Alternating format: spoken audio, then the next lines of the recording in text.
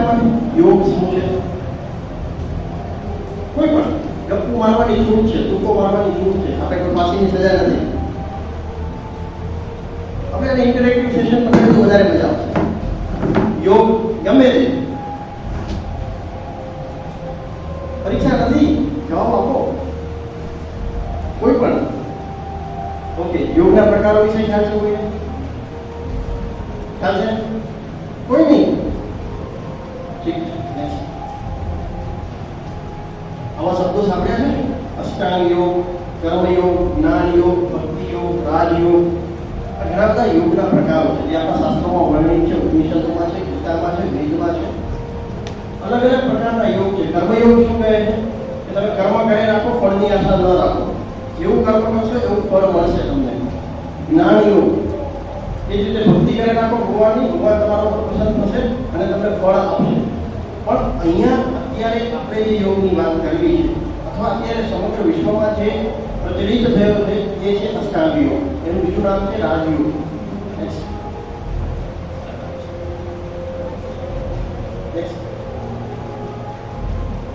હવે એ અષ્ટાંગ યોગ એટલે શું છે? તો અષ્ટ અંગ યોગ, જેના 8 અંગ છે એવો યોગ. એમાં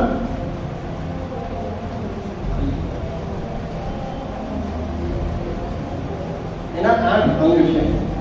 યમ, નિયમ, આસન, પ્રાણાયામ, પ્રત્યાહાર, ધારણા, ધ્યાન અને સમાધિ.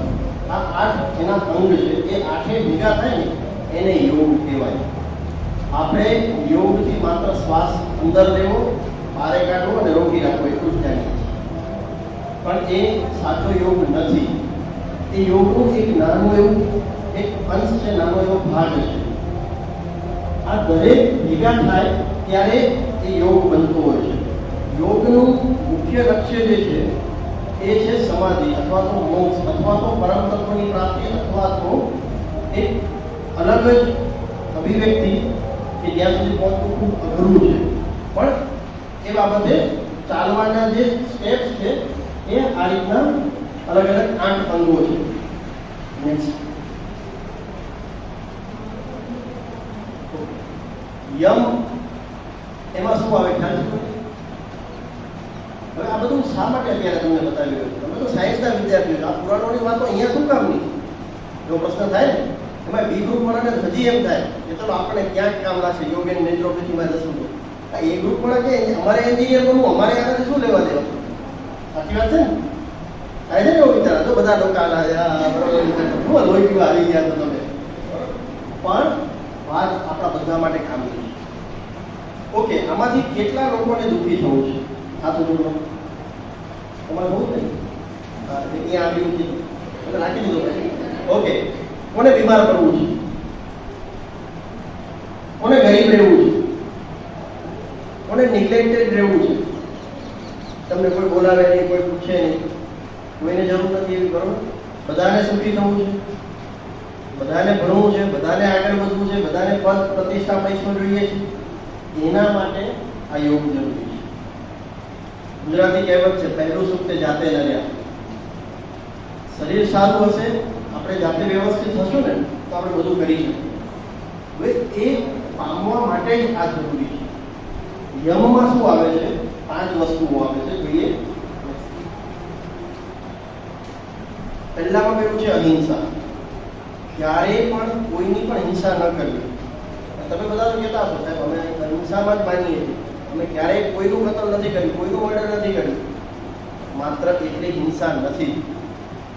હિંસા શારીરિક પણ થાય, આર્થિક પણ થાય, માનસિક પણ થાય.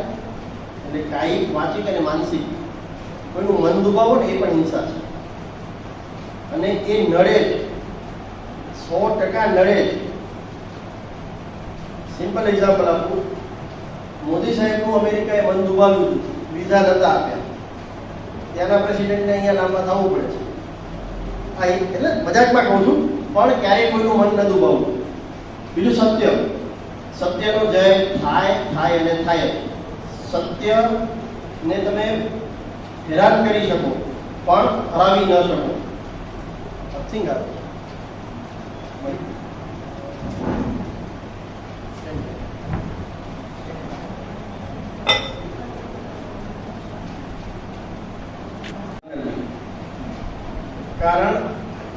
જ્યારે વિદ્યાર્થી હતો ને ત્યારે આ સાહેબો એવું કહેતા ન કરવી. ક્યારેક તમે કોઈ ચોરી કરી હોય ને એટલે નોલેજ ન મેળવી, પરીક્ષામાં માર્ક્સ મળી જાય પણ નોલેજ ન મળે, અને એ નોલેજ જ્યારે પ્રેક્ટિકલી એપ્લાય કરવાનું આવે ને ત્યારે અતિશય તકલીફ પડે. એના કરતાં જેટલું ખબર છે, જે આપણું લેવલ છે એ પ્રમાણે રહીએ ને એ વધારે યોગ્ય છે. પછી આવે છે બ્રહ્મચર્ય. આ ઉંમરમાં અને આજના સમયમાં એની અતિશય જરૂરિયાત છે. અપરિગ્રહ, કોઈ વસ્તુ પ્રત્યે પરિગ્રહ ન બાંધવો, જડતા ન રાખવી, દ્રઢ બનવું પણ જડ ન બનવું. નેક્સ્ટ, આ બધા આપણા સુખી થવાના રસ્તાઓ છે જે આપણે ભૂલી ગયા ને એટલે દુઃખી થઈ રહ્યા છીએ. પછી આવે છે નિયમ. શૌચ, અભ્યંતર અને બાહ્ય શૌચ બંને. સવારે નાહીને તો બધા આવીએ છીએ પણ મન ચોખ્ખું કરીને આવીએ છીએ. આપણી બેનપણી સાથે ગઈકાલે ઝઘડો થયો એને ઘરે મૂકીને આવીએ છીએ, એ મગજમાં કચરો આપણો ભરેલો છે. આપણા મમ્મીએ આપણે 3 દિવસ પહેલા કંઈક કહી દીધું, એનું દુઃખ આપણે અઠવાડિયા સુધી રાખીએ છીએ. તો મનની આંતરિક શુદ્ધિ થશે ને તો આપણે આગળ વધી શકશું, સુખી થઈ શકશું. સંતોષ, મેં મહેનત જ 88 માર્ક્સની કરી હતી અને મને 86 આવ્યા અને હું દુઃખી થાઉં કે મને 99 કેમ ના આવ્યા, પણ મેં પેપર જ 92 લખ્યું હતું, તો એ સંતોષ મારે માનવો જ પડે. પછી હું દુઃખી થાઉં એ અયોગ્ય વસ્તુ છે. એટલે સંતોષ આપણું જે લેવલ છે, આપણે જે પ્રકારે કામ કરી શકીએ એમ છીએ એ રીતે. પછીની વાત આવે છે તપ. વિદ્યાર્થી કાળમાં અતિશય જરૂરી છે. ચોટી બાંધીને વાંચવા બેસવું એવું કહેવાય છે, અને તમારે તો છે પણ. સ્વાધ્યાય, સતત અભ્યાસ કરતા રહો, અભ્યાસ કરતા રહો, કર્માભ્યાસ કરતા રહો, અને એમાં તમને સફળતા મળે જ. નિષ્ણાત તમે થઈ જ શકો જે તે ફિલ્ડના, અને ઈશ્વર પ્રેરણા. પ્રાર્થના તથા પુરુષાર્થ બરાબર સફળતા. આવું વિશ્વવિખ્યાત પ્રમુખ સ્વામી મહારાજનું વાક્ય છે કે જ્યારે આપણી અર્જુન ખૂબ સમર્થ યોદ્ધા હતો, પણ જ્યાં સુધી કૃષ્ણની કૃપા ન થઈ ને ત્યાં સુધી એ યુદ્ધ ન જીતી શક્યા. તો ઈશ્વરનું પ્રણિધાન પણ એટલું જ જરૂરી. જે ભગવાનને માનો, ઈશ્વર, અલ્લાહ, ઈસુ ખ્રિસ્ત, ગમે તેને માનો, પણ એ સાનિધ્ય જરૂરી છે. એના પછીનું અંગ આવે છે આસન. કેટલા આસનો છે કોઈને ખબર છે? ખબર છે ને? નહીં? બરોબર, 8. ઓકે, બીજું કોઈ? આમાં એવું છે જે જવાબ આપો ને સાચો પડે. દરેકના અલગ અલગ મત છે. એક નિયમ પ્રમાણે 3 છે, એક પ્રમાણે 8 છે, એક પ્રમાણે 24 છે, એક પ્રમાણે 84 છે. ગમે એટલું મારું લાગી જાય, પણ અહીંયા જરૂરી શું છે? કરવા જરૂરી છે. નેક્સ્ટ, પ્રાણાયામ. આ ચોથું અંગ છે અષ્ટાંગ યોગમાંનું. શ્વાસ અંદર લેવો, રોકી રાખવો અને બહાર કાઢવો. કુંભક, રેચક. બીજું ભસ્ત્રિકા પ્રાણાયામ છે, કપાલભાતી છે, અનુલોમ વિલોમ છે. આ અલગ અલગ પ્રકારના પ્રાણાયામ છે. શીતલી છે, શીતકારી છે. આપણે યોગથી આટલું જ સમજીએ છીએ, જે અડધી માહિતી છે. ખોટી છે નથી કહેતો, પણ ઓછી છે. આપણા માટે પહેલી વસ્તુ કે આપણે યોગને સ્વીકાર્યો જ નથી. આપણે જ્યારે યોગા થઈને આવ્યું ને ત્યારે સ્વીકાર્યું. આપણું મૂળ યોગ છે એ જ્યારે બહારના પેકેટમાં રેપ થઈને આવ્યું ને, યોગા થઈને આવ્યું ત્યારે આપણે સ્વીકાર્યું. અને એ યોગાને એમણે માત્ર શારીરિક કસરતો અને શ્વાસની કસરતોથી સીમિત રાખી દીધું, પણ એટલું નથી. નેક્સ્ટ, સુખી થવા માટે આ બાકીના 4 અંગો પણ જરૂરી છે.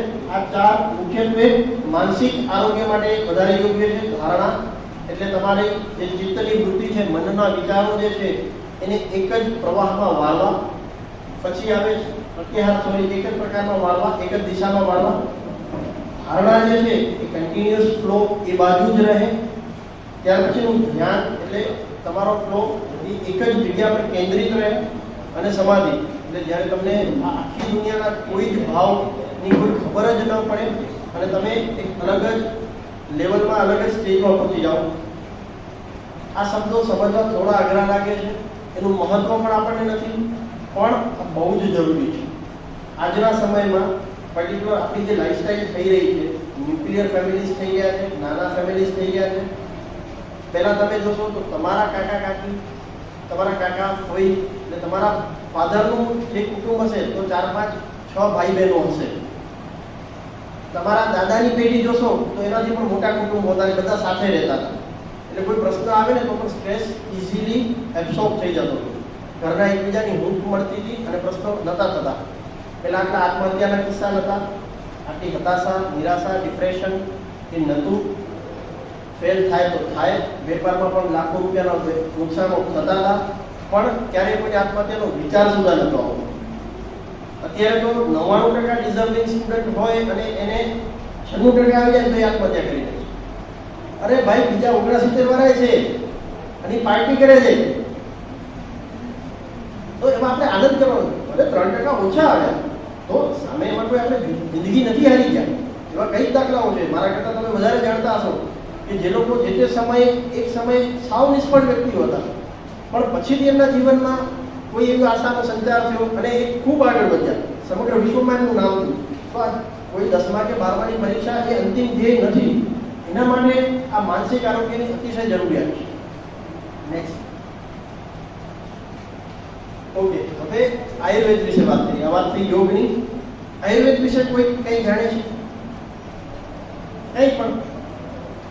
હવે તો મારો ટૂંકું એકાદું મેં કીધું ફેલ થવાની સજા નથી. કંઈ પણ કોઈ આયુર્વેદની દવાઓ લીધી હોય એવું કોઈ? ઓકે, 1, 2, 3, ભલે 4, બીજું કોઈ 5. બાકીના કોઈ આયુર્વેદની દવાઓ નથી લેતા. ઠીક છે. કોઈ આયુર્વેદના ડૉક્ટર પાસે, વૈદ પાસે ગયા હોય ત્યારે ઓકે 4, 5 જણા એના એ પાછા. બીજું કોઈ નથી? ઓકે, ભલે. આયુર્વેદમાં સારવાર કેવી રીતે થાય કોઈને આઈડિયા?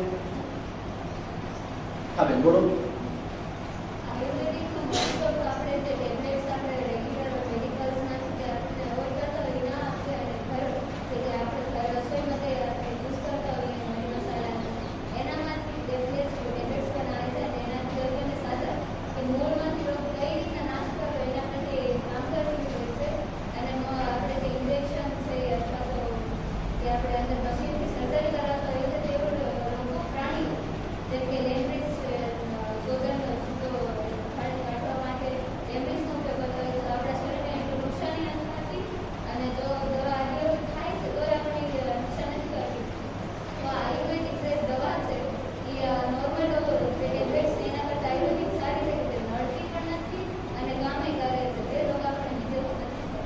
બહુ સરસ.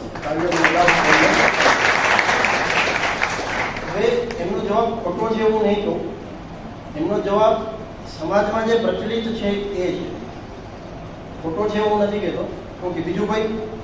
બહુ સારો જવાબ આપ્યો બેન તમે. હો, હજી કોઈ બીજો જવાબ?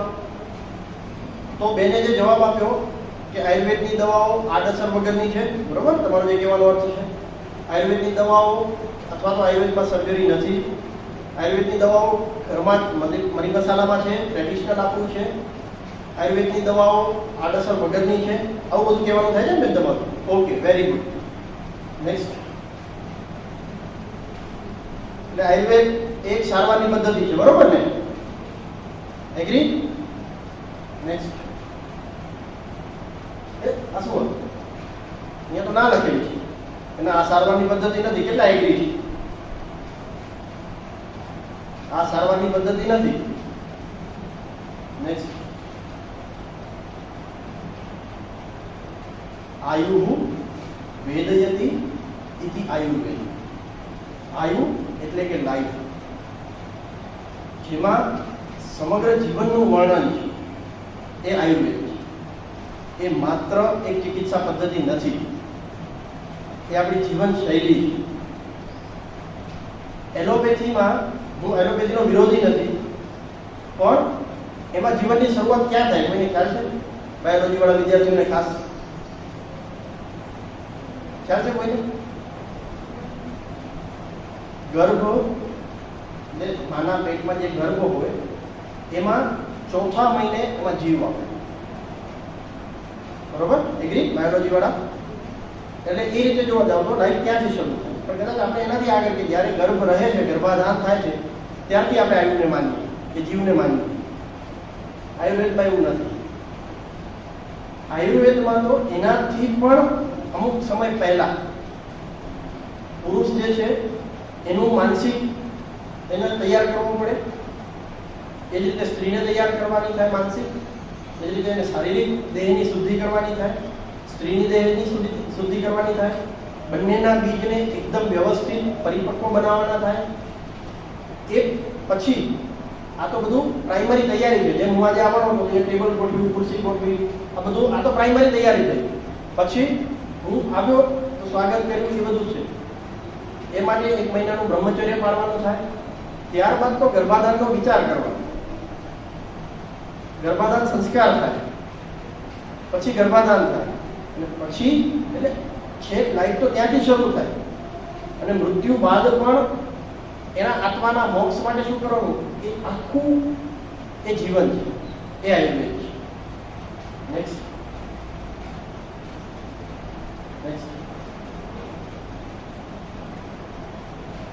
આ કેટલાય ખાધી છે કોવિડમાં? બસ આટલા જ. કોરોનામાં કોઈ નથી લીધી બીજાએ. નાનપણમાં શરદી થઈ હોય ત્યારે મમ્મી હળદરવાળું દૂધ પીવડાવ્યું હોય, સૂંઠની ગોળી ખાધી હોય. ઓકે, હવે આ તમે બધા આયુર્વેદિક દવા લીધી છે. જરા વાર પહેલા 4 જ હાથ ઊંચા હતા.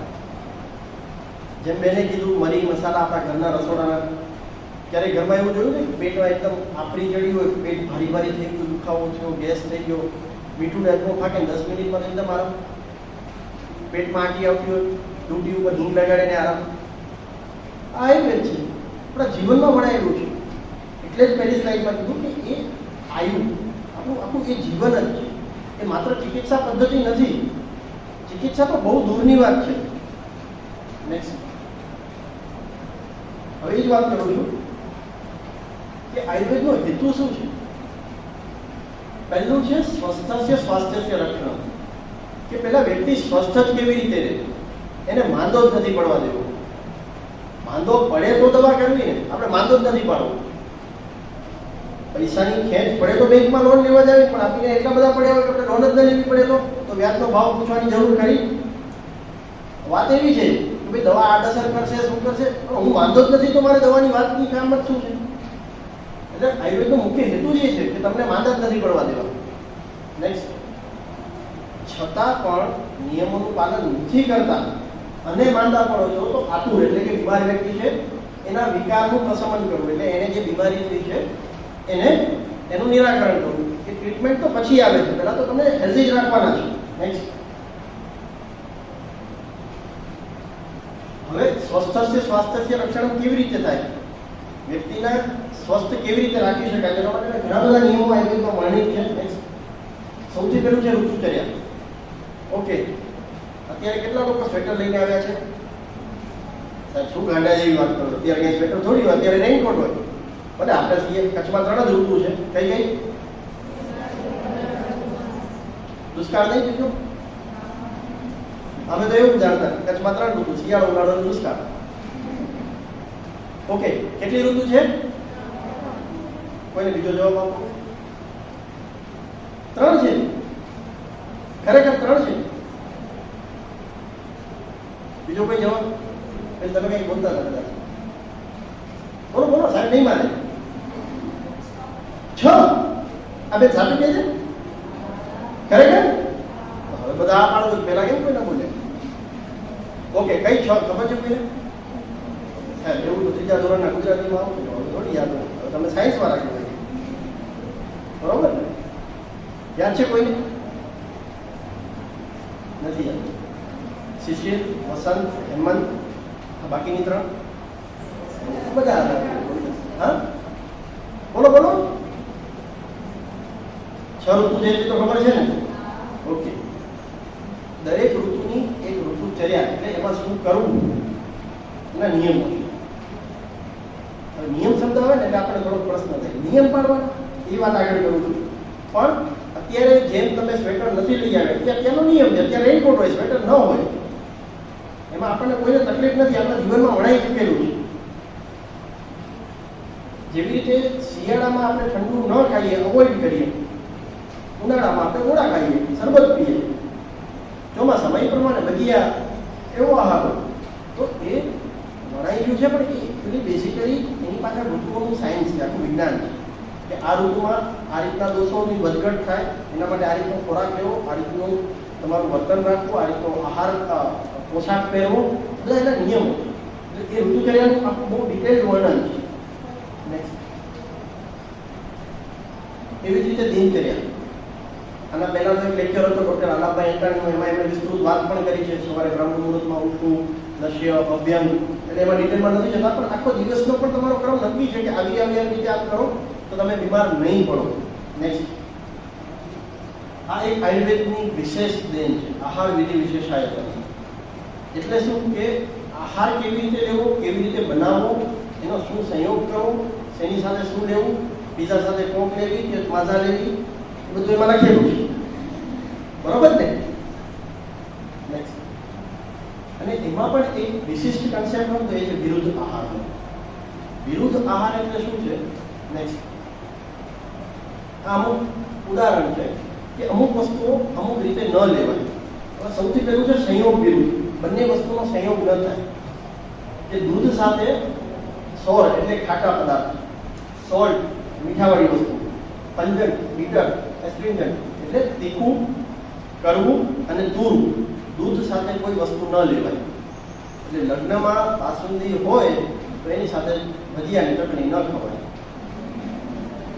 સવારે ચા ભેગી વેફર ન લેવાય. આ નિયમ છે. હવે તમે બધા વિજ્ઞાનના વિદ્યાર્થીઓ છો, તમે થિયરીમાં તો માનો નહીં, પ્રેક્ટિકલમાં માનો. આજે ઘરે જઈને બધા એક પ્રેક્ટિકલ કરજો. એક વાટકીમાં 10 ml દૂધ લેવાનું અને એક લીંબુ લેવાનું. 2 ટીપા લીંબુના દૂધમાં નાખવાના. શું થશે? ફાટી જશે. એમ તો બારે ફાટે તો અંદર ફાટે કે ન ફાટે? ફાટે. ખરેખર. ઓકે, ચા જોડે નાસ્તો કેટલા કરે છે? ચા અથવા દૂધ સાથે સવારે નાસ્તો કેટલા લોકો કરે છે? બધા જ કરે છે. નાસ્તામાં શું હોય છે આપણા? રોટલીમાં મીઠું આવે, ક્યારેક બટેકા પૌવા હોય, ક્યારેક ભજીયા હોય, લેવાય. હવે લેશો બરોબર. મિલ્ક અને ફિશ, નોન વેજીટેરિયન હોય તો એ લોકો લગભગ નહીં ખાતા હોય, ખબર હશે, પણ છતાં પછી મિલ્ક અને ઓનિયન, દૂધ અને ડુંગળી ભેગા ન ખવાય. એ જ રીતે માત્રા ભેગું મધ અને ઘી એ બેને એક સરખા પ્રમાણમાં ક્યારેય ભેગા ન કરી શકાય. એ બંનેને એક સરખા પ્રમાણમાં ભેગા કરો તો એ ઝેર બની જાય. એ જ રીતે કાળ ન્યૂઝ એટલે રેડિશ એટલે મૂળો, મોગરી અને દહીં બપોર પછી નહીં, એવી આપણી ગુજરાતી કહેવત છે. મૂળો, મોગરી અને દહીં બપોર પછી નહીં. મૂળો અને મોગરી લો ને રાત્રે તો પિત્ત વધી જાય, રાતના એસિડિટી થાય. જેને એસિડિટીની થોડી ઘણી પણ તકલીફ હોય ને એ રાત્રે ખાય ને તો ભયંકર એસિડિટી, રાત્રે ઊંઘ પણ ન આવે. દહીં રાત્રે લેવાથી શરીરમાં જડતા વધે, નીંદર વધે તમારી, અને તમારું પાચન મંદ પડે. સંસ્કાર વિરુદ્ધ મધને ક્યારેય ગરમ ન કરી શકાય. એટલે એવા અલગ અલગ નિયમો છે કે ખોરાક કેવી રીતે બનાવવો. હવે એ આપણે ભૂલી ગયા છીએ એટલે આપણે બીમાર થઈએ છીએ. નેક્સ્ટ, હવે કેટલીક ગેરમાન્યતાઓ આયુર્વેદ બાબતની હું તમારી સમક્ષ રજૂ કરવા માંગીશ. સૌથી પહેલું કે આયુર્વેદની દવાઓ હંમેશા એકદમ સેફ છે. બરોબર ને? આપણા બધાના મગજમાં એવું છે આયુર્વેદની દવા નિર્દોષ છે, એમાં કોઈ આડઅસર ન થાય, એ આરામથી લઈ શકાય, ગમે તે વ્યક્તિ લઈ શકે. નેક્સ્ટ, આને કેટલા લોકો ઓળખે છે? આ શું છે? થોર, હથોડાવાળો, એને કેટલા ઓળખે છે? હથોડાવાળા થોરને બધા ઓળખે, આ થોરને કોઈ નહીં ઓળખે. ઓકે, તો આ થોર બરોબર ને? આ વનસ્પતિ છે. એગ્રી? કોઈ એવું કહે છે કે ભાઈ આ ખનિજ તત્વ છે, આ મશીન છે, આ વનસ્પતિ છે એટલે કે હર્બલ છે. બરોબર ને? સાચી વાત ને? એમાંથી દૂધ નીકળે. બરોબર ને? ભલે બધા રૂપેટી આંખમાં નાખજો. આજે કેટલા નાખશો? કેમ? હમણાં તો બધા તમે કહેતા હતા આયુર્વેદની દવાઓ હર્બલ છે, આડઅસર વગરની છે. ઓકે, આને જવા દો. આ કયો મહિનો ચાલે છે અત્યારે ગુજરાતી આપણો? શ્રાવણ. કોનો મહિનો છે? કયા ભગવાનનો? શંકર ભગવાનનો. એને શું ચડે બીલીપત્ર સિવાય? તતુર તતુર એક જવાબ આપે, બહુ સરસ. ભલે એના ફળ કેટલા ખાધા છે? કેમ? અરે કેવા મસ્ત ફળો હોય આવડા મોટા મોટા, ખબર છે? એપલ જેવા, ગ્રીન કલરના, મોસંબી જેવા કલરના. ખાઓ ખાઓ, મજા આવશે. અરે હર્બલ છે, આડઅસર વગરનું છે, બરોબર? નથી થતા ને રેડી તમે? એલોપેથીમાં કાંઈ સાઈડ ઇફેક્ટ છે જ એમ કહું ને તોય ખોટું નથી. પેરાસિટામોલ એકની બે ખાઈ લેશો ને તો સામાન્ય પેટમાં કદાચ બળતરા થશે. આમાં જે બધી દવાઓ વપરાય છે એ વગર સમજી લેવામાં આવે ને તો ભયાનક આડઅસર, ભયાનક. એટલે આજથી મગજમાંથી એ ચિત્ર કાઢી નાખજો કે આયુર્વેદની દવાઓ ઓલવેઝ સેફ છે, જેને જેમ મજા આવે એમ લઈ શકાય. નેક્સ્ટ. હમણાં બેને એ પણ જવાબ આપ્યો કે આયુર્વેદમાં સર્જરી નથી, તો તમારું કામ જ બંધ થઈ જાય. નેક્સ્ટ. સર્જિકલ ઇન્સ્ટ્રુમેન્ટ છે કે જે આયુર્વેદની એક બ્રાન્ચ છે, સર્જરી. આચાર્ય સુશ્રુત કરીને થઈ ગયા આજથી 2500 વર્ષ પહેલા. નામ સાંભળ્યું છે બધાએ? હવે આપણને શું છે, આપણા અમૂલ્ય વારસાનું ગૌરવ ન હોય, પણ એમને ગૌરવ એક રોયલ કોલેજ ઓફ સર્જન્સ કરીને છે. ત્યાં એમની લગભગ 10 ફૂટ ઊંચી પ્રતિમા પધરાવવામાં આવી છે આચાર્ય સુશ્રુતની, ઇંગ્લેન્ડમાં. અને નીચે લખ્યું છે Sushruta the father of surgery.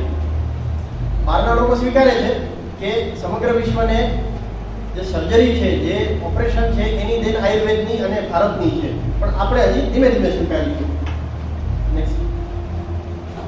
આ જે ઇન્સ્ટ્રુમેન્ટ છે ને, આ બાજુનો ફોટો પહેલો, એ અત્યારે વપરાય છે. ટ્રોકા અને કેન્યુલા કહેવાય, જે લેપ્રોસ્કોપીથી ઓપરેશન થાય. તમે નામ સાંભળ્યું હશે, દૂરબીનથી ઓપરેશન થાય. એવું જ ઇન્સ્ટ્રુમેન્ટ બાજુમાં દેખાય છે, જ્યાંથી 2500 વર્ષ પહેલા આચાર્ય સુશ્રુતે આપેલું છે. નેક્સ્ટ. આ પ્રકારની નીડલોનું વર્ણન છે. આ બધું જ આપણા શાસ્ત્રોમાં વર્ણિત છે, અમે ભણ્યા છીએ, અમે આજે પણ પ્રેક્ટિસ કરીએ છીએ. આચાર્ય સુશ્રુતે 104 પ્રકારના તો ખાલી યંત્રો કીધા છે, instruments. Next.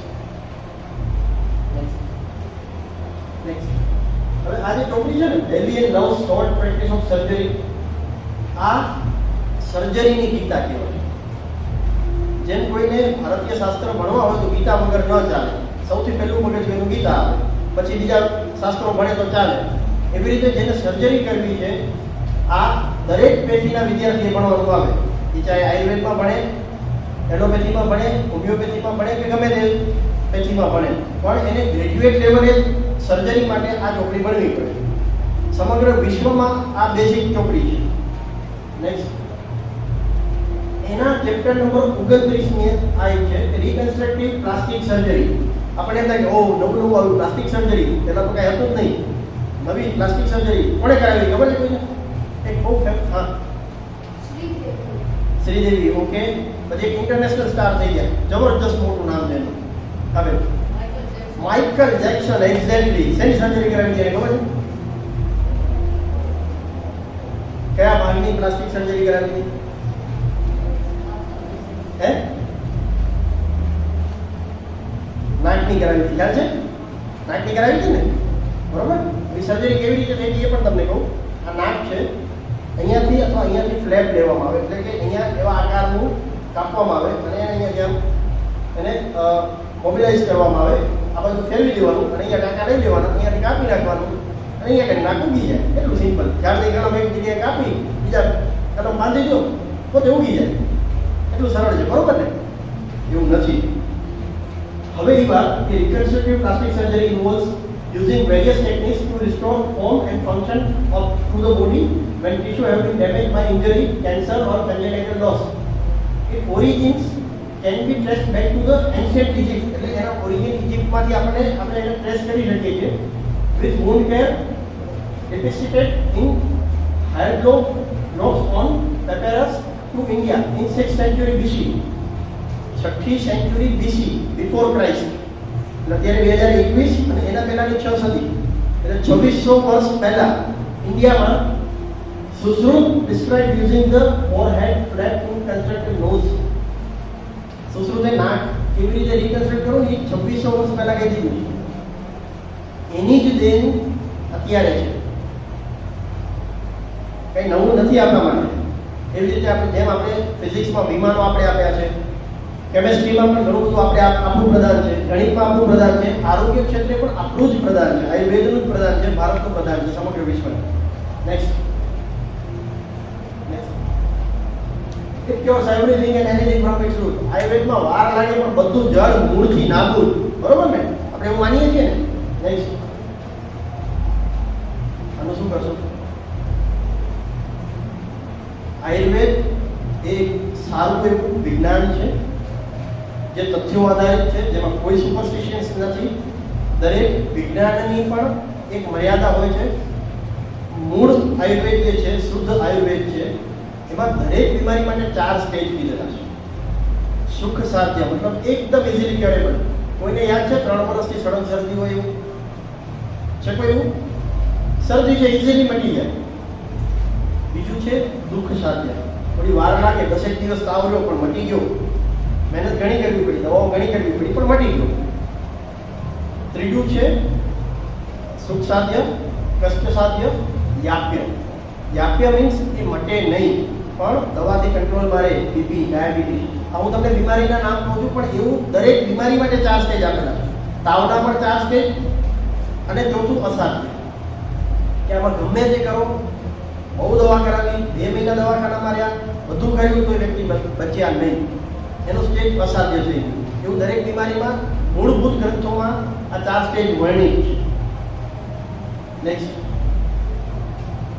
It is too slow in action. આયુર્વેદની દવા વાર લાગે, તરત અસર ન કરે. બરોબર ને? આ ફોટો એટલે મૂક્યો છે. એક નાની એવી ગોળી આવે છે, કોઈ લેવાની નહીં. અમે એનો વિરેચન નામની એક પંચકર્મની પ્રોસિજર છે એમાં ઉપયોગ કરતા હોઈએ. એનું નામ છે ઈચ્છાભેદી રસ. એ આપતા પહેલા લગભગ 15 દિવસથી 1 મહિનાની બીજી બધી કવાયત કરવાની હોય. એનું દીપન પાચન કરવાનું, એટલે એનું ડાયજેશન પ્રોપર કરવાનું, પછી એને ઘી ઉડાવવાનું આવે ગ્રેજ્યુઅલી 30 ml થી કરીને 200 ml સુધી દરરોજ. પછી એનું અભ્યાસ બદલ એને માલિશ અને શેક થાય, એ બધું કરી એના દોષો બધા પેટમાં લાવી, કોષ્ઠમાં લાવી અને પછી એ બધા શરીરનો કચરો બહાર કાઢવા માટે એ ઈચ્છાભેદી ગોળીનો અમે ઉપયોગ કરતા હોઈએ. હવે એ આપતા પહેલાની આ બધી તૈયારી છે. ગોળી કેટલી હોય? મરીના દાણા જેટલી. કોઈકને 1, વધીને 2, 3 તો રેરલી જરૂર પડે. એ એક જ ગોળીમાં વ્યક્તિ 15, 20, 25 વખત એક જ દિવસમાં અથવા અમુક કલાકોમાં ઝાડામાં જાય. સાવ આટલી ઝીણી એવી ગોળી છે, એની અસર બહુ ઝડપી થાય. હવે આ એક જ ગોળીની વાત નથી, એવી ઘણી બધી દવાઓ છે. પણ આવી માન્યતા શા માટે છે? કોઈને પણ બીમારી થાય સૌથી પહેલા આપણે એલોપેથીમાં જઈએ છીએ, અથવા તો આપણી રીતે ઘરગથ્થુ આપણી રીતે મેડિકલમાંથી દવાઓ લઈ લેતા હોઈએ. એ લીધી, પછી બીજા ડૉક્ટર પાસે, પછી બીજા ડૉક્ટર પાસે. આયુર્વેદના વ્યક્તિ પાસે આપણે સૌથી છેલ્લે જઈએ. ઘણીવાર તો વર્ષો નીકળી જાય, 10-10, 12 વર્ષ બીમારી આપણે ભોગવી હોય અને પછી આયુર્વેદમાં જઈએ અને આપણે એક્સપેક્ટ કરીએ કે 5 દિવસમાં કે 10 દિવસમાં રિઝલ્ટ મળે. તમારો આ હોલ 6 વર્ષથી બંધ પડ્યો હોય અને તમે એમ ઈચ્છો કે હું જેમ મારા બેડરૂમમાં કચરો વાળું એમ 2 મિનિટમાં કચરો નીકળી જાય, એ શક્ય છે? એમાં તો ઝાડા હોય, કંઈક સડી પણ ગયું હોય, લાકડામાં ઉદય પણ લાગ્યું હોય, બધો નિકાલ કરતાં 2-3 દિવસ 4 દિવસ લાગે. ત્યારે તો થોડોક અંદર પગ મૂકવા જેવો હોલ થાય. પછી એનું ડેકોરેશન કરો તમે, ત્યારે થોડું સારું લાગે. અને પછી રોજ મેન્ટેન કરો તો તમને અંદર આવવાની ઈચ્છા થાય. It tax time. પણ એ જ વસ્તુ રોજ આની સફાઈ કરતી હોય તો દિનચર્યા, ઋતુચર્યા, આહાર વિધિ, વિશેષ આયોજન બધા દ્વારા તો હોલને કાટ ખરાબ થવાનું જ નથી. તો એને તમે સાફ કરવામાં વાર લાગવાની જ નથી. કદાચ બારીઓ ખુલ્લી રહી ગઈ, ધૂળની ડમરીઓ આવી, અહીંયા કચરો થયો તો એ તમે 10 મિનિટમાં સાફ કરી શકશો. વસ્તુ આ છે. એટલે આયુર્વેદ ધીમું નથી, આપણે મોડા પડીએ છીએ. નેક્સ્ટ સાહેબ, આમાં કેટલી બધી બરેલી પાડવી પડે, બરોબર ને? કેટલા લોકો 2 વ્હીલર લઈને આવે? ઓકે, એમાંથી જમણી બાજુ કેટલા ચલાવે છે? કોઈ નહીં. હા, મજા આવે એમ ચલાવવાની. આપણે વાહન આપણું શીખ્યા, આપણે પેટ્રોલ આપણે ભરાવીએ, લાયસન્સ આપણે લેવાનું, વાહનના રૂપિયા આપણે દેવાના, ચલાવવાની તો મરજી આપણી હોવી જોઈએ ને, બરોબર ને? કેમ જમણી બાજુ નથી ચલાવતા? શું થાય? હે, બોલો બોલો.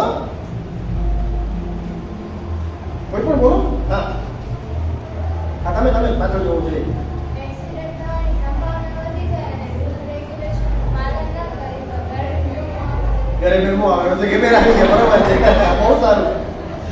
એક્સિડન્ટ થાય, એક્સિડન્ટની બીક નથી, મેમાની બીક છે, બરોબર છે, સાચી વાત છે. મેમો થોડી દેવાનો. પૈસા મારા કમાવું નહીં તો મારે જે ખાવું હોય એ ખાવું ને, તમે કહો એ થોડી ખાવું. અચ્છા, પછી મારી કન્ડિશન શું? તો હું બીમાર ન પડવું છું. મારા ઘરે મેમો ના આવવો જોઈએ. જો પેટ્રોલ મારું છે, ભાડાના પૈસા મેં દીધા છે, વીમાના મેં રૂપિયા છે, આ પણ મેમો ના આવવો જોઈએ. શક્ય છે? આઉટસાઇડ ચલાવશો, જમણી બાજુ ચલાવવું હોય તો મેમાની તૈયારી રાખવી પડે. મેમો નથી જોઈતો તો ડાબી બાજુ ચાલો, જમણી બાજુ ચાલો ને મેમો ના આવી શક્ય છે? ન ખાવાનું ખાઓ, રાત્રે મૂળો ખાઓ અને પછી એમ કે મને એસિડિટી ન થાય, શક્ય છે? નદી પણ બે કાંઠાની વચ્ચે હોય ને તો જ નદી કહેવાય. એ મૂકીને જ્યારે પટમાં વહેવા માંડે તો એ પૂર કહેવાય, બરોબર ને? તો મર્યાદા તો આપણે દરેકે રાખવી પડે. આ બંધન નથી, રોગમાંથી મુક્તિના સાધન છે. નેક્સ્ટ, આયુર્વેદની દવાઓ તો બધી કડવી હોય, પાવડર હોય, ફાંકીઓ હોય, આપણને ઘરે ના ઉતરે, નાક બંધ કરીને લેવી પડે, એવી માન્યતા હોય ને આપણી. આ મારા એક મિત્ર છે અમદાવાદમાં, એમણે આ બધી પ્રોડક્ટ હમણાં લોન્ચ કરી છે. ચ્યવનપ્રાશ ટ્રોફી, કેવી મજા આવે ને? ચોકલેટ ચ્યવનપ્રાશ કેટલા ખાધેલો છે? વાહ, બહુ સારું, ઘણા બધા, બહુ સરસ. હવે ચોકલેટ ફોર્મમાં મળે તો કેવી મજા આવે. અવેલેબલ છે. બાજુમાં ચ્યવનપ્રાશ એનર્જી બાર 5 સ્ટાર જેવું દેખાય છે, એની બાજુમાં સિરિયલ બાર, સ્નિકર્સ જેવું. આમ ખાઈ લેવું, જરાક આમ શિયાળો આવે ને મજા ના આવે. બીજે ભૂખ લાગી ને, યાદ નહીં રહેતા છે ને, બી ભૂખ લાગે ત્યારે શું ખબર નથી પડતી, ખાઈ લેવાનું. બાજુમાં છે સ્પ્રે. આ સ્પ્રે કોરોનામાં કેટલા બધા લોકોનો જીવ બચાવ્યો. સંપૂર્ણ હર્બલ સ્પ્રે છે, પ્યોરલી આયુર્વેદિક દવાઓ આધારિત આ સ્પ્રે છે. જેવી રીતે જેને અસ્થમાની તકલીફ હોય, કદાચ તમે જોયા હોય, એને રોકાહેલર લેવા પડે. સ્ટીરોઇડ્સ ને બીજી બ્રોન્કોડાયલેટર દવાઓ કહેવાય, એના પડે. જ્યારે એને દમનો એટેક આવે ને, અસ્થમાનો એટેક આવે ને, ત્યારે રોકાહેલર લે ને પછી જ બેસી શકે, પછી એને ચેન્જ પડે. એની ગમે ત્યારે આવે, ઠંડીમાં બહુ વધારે આવે, શરદી કફમાં. આ સ્પ્રે એના માટેનો છે, શ્વાસ માટેનો, અને કોરોનામાં બહુ જબરજસ્ત આને રિઝલ્ટ આપે છે. અને આવી જ બધી દવાઓના ફોર્મેશન આખા ચેન્જ થઈ ગયા છે.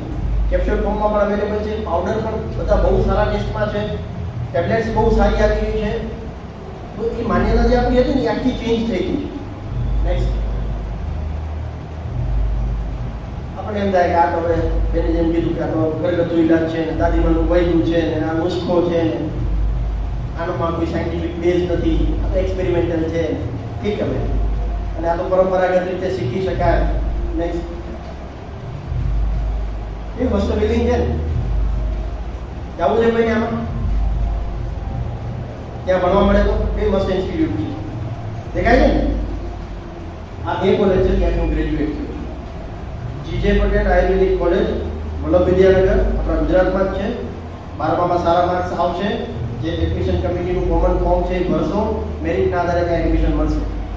હવે આ તો મેં એક જ કોલેજ બતાવી. આવી ગુજરાતમાં આયુર્વેદની 37 કોલેજ છે. જામનગરમાં ગુજરાત આયુર્વેદ યુનિવર્સિટી, કે જેને ઇન્સ્ટિટ્યૂટ ઓફ નેશનલ ઇમ્પોર્ટન્સ, સમગ્ર ભારતમાં એક જ આવી ઇન્સ્ટિટ્યૂટ છે કે જેને સરકારે આ દરજ્જો આપ્યો છે. એ દરજ્જો એટલે શું કે આ ઇન્સ્ટિટ્યૂટ આઈઆઈએમ, આઈઆઈટીના લેવલની ઇન્સ્ટિટ્યૂટ છે, કે જે આપણા ગુજરાતમાં છે. સમગ્ર ભારતમાં એક જ ઇન્સ્ટિટ્યૂટ છે, જે આપણા માટે ગૌરવની વાત છે. સમગ્ર ભારતની સૌ પહેલી આયુર્વેદિક યુનિવર્સિટી છે. બીજી પણ આયુર્વેદની ઘણી બધી દરેક સ્ટેટમાં યુનિવર્સિટીઓ છે, પણ આપણા ગુજરાતનું સૌભાગ્ય છે. એટલે બહુ સારું, બહુ સાયન્ટિફિક એનું એજ્યુકેશન છે. જેવી રીતે એમબીબીએસને 5.5 વર્ષ ભણવા પડે, 4.5 ભણવાના, 1 વર્ષ ઇન્ટર્નશિપ એટલે કે પ્રેક્ટિસ હોય, એ જ રીતે આયુર્વેદના પણ 4.5 વર્ષ ભણવાના અને 1 વર્ષની ઇન્ટર્નશિપ હોય. આગળ બીજી વાત કરું છું. નેક્સ્ટ, આ બહુ મહત્વની વાત છે, અતિશય મહત્વની, કે તમે જે સોશિયલ મીડિયા ઉપર મેળવો છો, ફેસબુક, ઇન્સ્ટાગ્રામ, વોટ્સઅપ, ટ્વિટર, બીજા જે કોઈ પણ બનાના હોય, એ સાચું આયુર્વેદ નથી. કોઈ એન્જિનિયર ઉઠીને કે કોઈ બીજો હલતો ફરતો માણસ ગમે તે ઉઠીને ગમે એ ટૂંકો સૂચવાડી દે, આમ કરો ને તેમ ન કરો. અરે ભાઈ, એને એ ફિલ્ડનું નોલેજ છે તો કયા લેવલનું છે, એ એમાં ભણેલો છે, એને એ શાસ્ત્રનું સંપૂર્ણ જ્ઞાન છે. એટલે ઘણું બધું ખોટું ચાલી રહ્યું છે, ઘણું બધું સાચા કરતાં ખોટું અતિશય ચાલી રહ્યું છે. એને બ્લાઇન્ડલી ફોલો ન કરો. બ્લાઇન્ડલી નહીં, હું તો એમ કહીશ ફોલો જ ન કરો. સિવાય કે એ કોઈ ઓથેન્ટિક વૈદ્ય છે, કોઈ ઓથેન્ટિક આયુર્વેદના જાણકાર છે, અથવા તો જે તે પેથીના જાણકાર છે. કોઈ પણ વસ્તુને ત્યારે જ એક્સેપ્ટ કરો જ્યારે એ જે તે ફિલ્ડના જાણકાર વ્યક્તિ, એના એક્સપર્ટ વ્યક્તિ તમને સલાહ આપતા હોય, નહીં કે ગમે તે વ્યક્તિ. બરોબર છે? સાચું જે આયુર્વેદ છે એ એના ભણેલા શિક્ષિત વ્યક્તિ પાસેથી જ તમને મળી શકે. આ બધી જે મેં માહિતી આપી અત્યારે મિસબિલીફ્સની, એ જેન્યુઅનલી જો કેટલા લોકો જાણતા હતા? અત્યાર સુધી જે મેં કીધું એ જ બધું તમે માનતા હતા આયુર્વેદની બાબતમાં? જે સાચું નથી, પણ એવું કેમ માનતા હતા? કારણ કે સમાજનો માહોલ જ ઊભો થઈ ગયો છે. આપણે એ જ જોયું છે, એ વિચાર્યું છે, વોટ્સઅપમાં ને બધામાં એ જ ફરે છે કે આવું જ આયુર્વેદ છે, પણ એ નથી. આયુર્વેદ એનાથી ઘણું આગળ છે. નેક્સ્ટ, હવે બીજો હેતુ, આ બધી વાત હતી સ્વસ્થ રહેવાની. હવે આતુરસ્ય વિકારસ્ય પ્રશમનમ છે. એટલે છતાંય જો તમે બીમાર પડી ગયા, રોંગ સાઈડમાં ગયા ને મેમો નથી લાવવો, તો શું કરવું? અથવા મેમો આવી ગયો તો હવે ભરવાનો કેવી રીતે? પાછળ આવે છે ખબર છે? ઓનલાઈન ને પછી એનસીસી ઓફિસ પાસે ઓફિસ છે ટ્રાફિકની, જિલ્લા ટ્રાફિકની, ત્યાં જઈને રોકડા પણ ભરી શકાશે, 15 દિવસમાં મેમો ભરવો, એ બધું લખેલું હોય છે. તો હવે મેમો ભરવાના સ્ટેપ શું? એમાં પાછું ફાયરફોક્સનું વર્ઝન જોઈએ, ઇન્ટરનેટ એક્સપ્લોરરમાં કે ક્રોમમાં નથી ખુલતું, વેબસાઇટ કોઈ ખોલીએ તો ખ્યાલ હોય તો. એના ઇલાજ માટે આયુર્વેદના 8 અંગ છે. અષ્ટાંગ આયુર્વેદ કહેવાય. સર્જરી, સૌથી પહેલું શલ્યતંત્ર, કે જેનો હું નિષ્ણાત છું. હું આયુર્વેદનો પોસ્ટ ગ્રેજ્યુએટ છું, માસ્ટર ઇન સર્જરી, ઇન શલ્યતંત્ર, કે જે 5.5 વર્ષ ગ્રેજ્યુએશન કર્યા પછી બીજા 3 વર્ષ ભણવાનું. અને એમાં પણ એલોપેથીની જેમ જ એની એન્ટ્રન્સ આવે આખા ઓલ ઇન્ડિયાની. એ ક્લિયર કરો, એમાં તમારા મેરિટના આધારે તમને એડમિશન મળે, અને એ એડમિશનના આધારે તમારો 3 વર્ષનો અભ્યાસક્રમ થાય.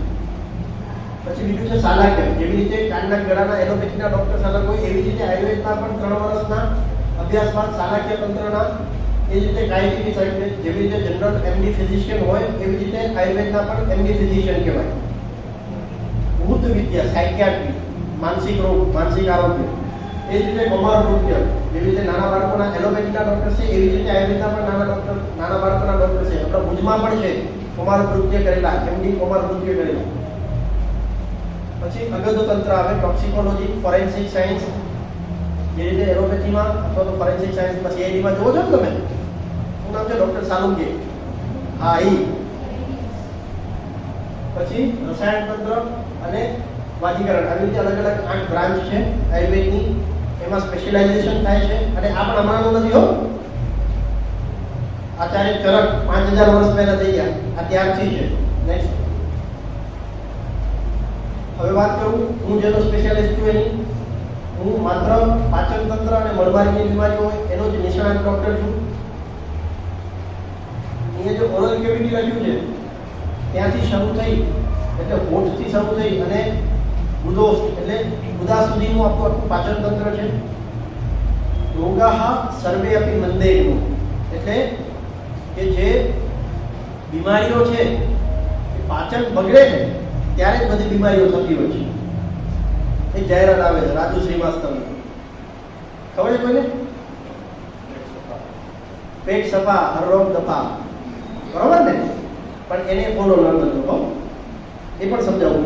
કારણ કે તમારું પાચન પ્રોપર હોવું જોઈએ. તમારું જે બોવેલ હેબિટ છે ને, એટલે કે મળ ત્યાગની પ્રવૃત્તિ છે ને, એ બેલેન્સ્ડ હોવી જોઈએ, રેગ્યુલેટેડ હોવી જોઈએ. ઇટ મીન્સ કે 1 થી 2 વખત મળ ત્યાગ માટે જવું દિવસમાં 24 કલાક દરમિયાન, અને એ સેમી સોલિડ આવે, એટલે કે કેળા જેવું આકારમાં બંધાયેલું આવે, એ યોગ્ય છે. ન અતિ કઠણ આવે, ન અતિ ઢીલું આવે. 3-4 વાર જવું પડે એ પણ અયોગ્ય છે, 3-4 દિવસે એકવાર જવું પડે એ પણ અયોગ્ય છે. બેઝિકલી વ્યવસ્થિત મળ ત્યાગની પ્રવૃત્તિ થાય, કચરાનો નિકાલ બરાબર થાય તો તકલીફ ન થાય. એટલે એ જાહેરાતને પણ ફોલો ન કરવી. નેક્સ્ટ,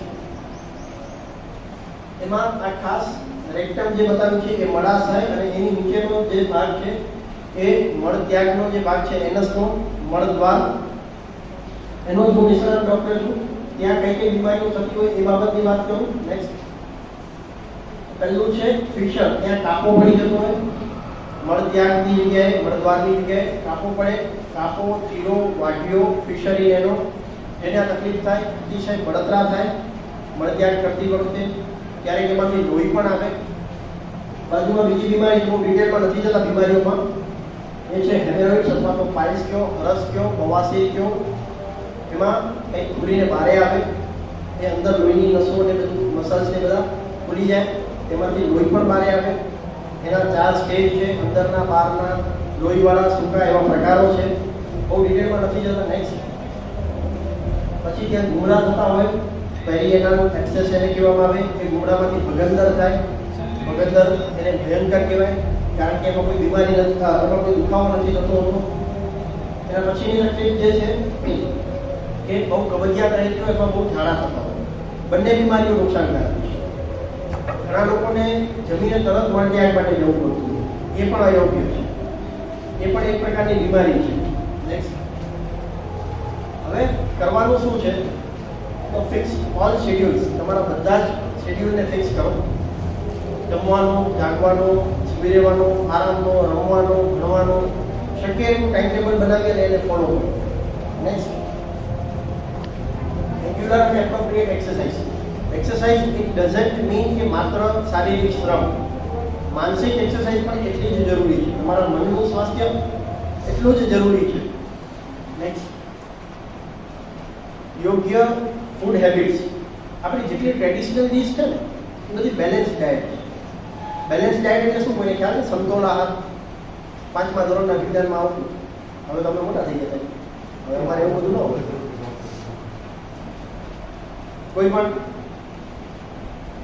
કોઈ નહીં. બેલેન્સ ડાયટ એટલે 6 તત્વો છે. વિજ્ઞાન પ્રમાણે આપણે જોઈએ તો કયા 6 તત્વો? બાયોલોજી વાળા હજી આવે છે 11માં, 5મું ચેપ્ટર છે લગભગ, હું ભૂલતો ન હોઉં તો. કાર્બોહાઈડ્રેટ, પ્રોટીન, પછી ફેટ, પછી મિનરલ્સ, પછી વિટામિન્સ અને પાણી. 6 તત્વો આવે છે, બરોબર? એ 6 તત્વો તો અત્યાર પ્રમાણે આપણે બાયોલોજીની વાત આવી, સાહેબ આવે, મનસુર સાહેબ, પ્રણામ સાહેબ, આનંદ સાહેબ. તો એ 6 તત્વો, એ બેલેન્સ ડાયટ. હવે આપણા જે ટ્રેડિશનલ આપણી ડીશ છે ને, ફાફડા જલેબી મોસ્ટ સાયન્ટિફિક છે. એટલા મોટા પાણી આવી કેવી રીતે એ કહું. ચણાનો લોટ છે ને, હવે ચણાના લોટથી ડિજેશન થાય, પણ એ ડ્રાય છે, સૂકો. એને બેલેન્સ કરવા માટે જલેબી. હવે એ બધું હેવી ન પડે એટલે પપૈયાનો સંભારો છે, પપૈયાથી પેટ સાફ થાય. એ જ રીતે પંજાબમાં જાઓ, છોલે ભટુરે છે, મેંદાના ભટુરા બને, ચણા ભારી પડે, એને પાચન કરવા માટે લસ્સી, દહીંથી એનું પાચન થાય. એમાં એ લોકો જીરું નાખે. આ તો ફ્લેવર તો આપણે કરીએ, સ્વીટને તો આપણે કરીએ, એમાં જીરું નાખે છે. દહીંથી અને જીરાથી એનું પાચન થાય. આપણી ગુજરાતી ડીશ જે છે, દાળ ભાત શાક રોટલી, રોટલી અને ભાત, એ બંનેમાં કાર્બોહાઈડ્રેટ આવી ગયા, સ્ટાર્ચ આવી ગયો, દાળમાં પ્રોટીન્સ આવી ગયા, શાકમાં વેજીટેબલ આવી ગયું, બધું ફાઈબર્સ આવી ગયા, વિટામિન્સ, મિનરલ્સ, બીજી છાશ છે, જીરું છે, પાચન થશે. એકદમ બેલેન્સ ડાયટ. એ રીતે સાઉથમાં જાઓ, ભાત સાથે રસમ છે. બધા આપણા જે ટ્રેડિશનલ આપણી ડિશિસ છે ને, એ બેલેન્સ ડાયટ છે. પીઝા સાથે કોણથી બેલેન્સ ડાયટ નથી, સેન્ડવિચ આપણો ડાયટ નથી, બરોબર? નેક્સ્ટ શું નથી કરવાનું? હવે સેલ્ફ મેડિકેશન. તકલીફ થઈ એના નિષ્ણાત વ્યક્તિની સલાહ લઈ અને એ પ્રમાણે સારવાર કરાવો. Next sanitary lifestyle. આજના સમયમાં થોડું અઘરું છે, પણ એને મોડિફાઈ કરવું જરૂરી છે. અને મેન્ટલ સ્ટ્રેસ ખાસ એ ઓછો કરવો જરૂરી છે. નેક્સ્ટ અને ઇનિશિએશન ઓફ સપ્રેશન ઓફ એ અર્જીસ. ક્યારેય પણ કોઈ બેગને ઊભા ન કરવા, એટલે કે ઈચ્છા નથી તો પણ ખાવું નહીં. વહેલા ઉઠવાનું છે, સ્કૂલે આવવાનું છે, મળત્યાગની ઈચ્છા નથી થઈ તો પણ પરાણે જઈ આવીએ એવું ન કરવું. જ્યારે લાગે ત્યારે રોકવું નહીં, એનાથી પણ બીમારીઓ ઉત્પન્ન થતી હોય છે. તો હવે હશે નેક્સ્ટ કોઈને કંઈ પ્રશ્ન હોય? સમય ઘણો થઈ ગયો છે. કોઈને કંઈ પૂછવું હોય, જાણવું હોય?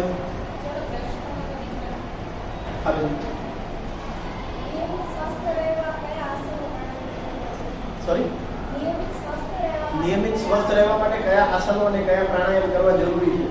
જો કે તમે જેટલા આસનો ફાવતા હોય, જે આસનો તો ઘણા બધા છે, એક રીતે 84 આસનો છે, પણ એમાંથી તમારા શરીરને કયા અનુકૂળ આવે છે? સિમ્પલ ચક્રાસન છે અને બેસ્ટ છે સૂર્ય નમસ્કાર. શવાસન વચ્ચે થોડું લેવું, મયુરાસન કરી શકો, હલાસન કરી શકો, જેટલા આસનો તમે કરી શકો, પણ બેસ્ટ સૂર્ય નમસ્કાર. એમાં બધા જ આસનો આવી જાય.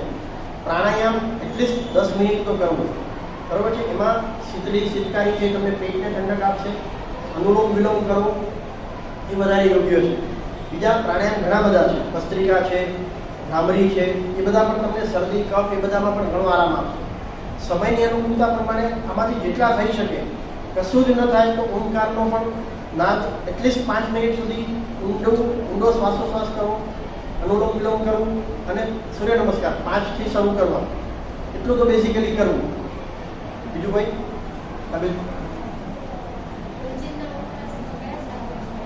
રોજિંદા વપરાશમાં કયા શાકભાજીનો વપરાશ વધારે? બહુ સારો પ્રશ્ન પૂછ્યો બેને.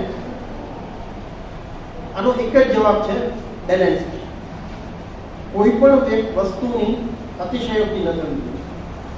સિઝનેબલ વસ્તુઓ લેવી.